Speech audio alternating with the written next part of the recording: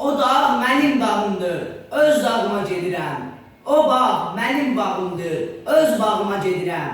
Öz yurduma, yuvama, ocağıma gedirəm. Mənə gəl söyləyən bir torpağa gedirəm. Qarabağa gedirəm. O mənim sevdiyimdir, yanağında halı var. O mənim dediyimdir, dodağında balı var. O mənim gördüyümdür, min bir cürə halı var.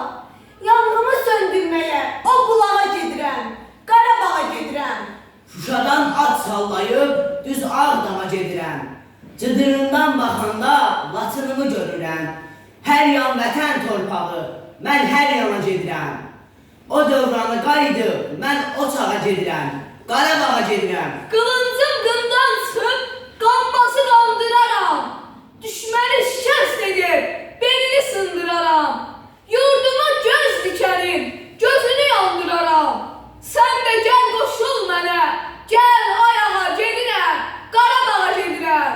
Usta Arif, sənin dazanmasın həvəsin. Yenə oxu avazla, yenə gəlsin qoy səsin.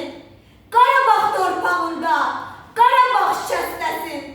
Səsimin zil yerində oxumağa gedirəm. Qarabağa gedirəm, Qarabağa gedirəm.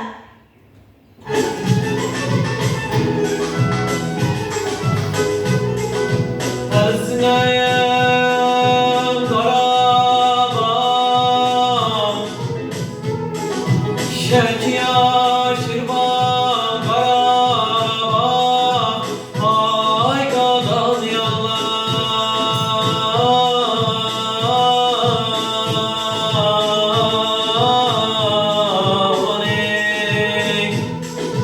alem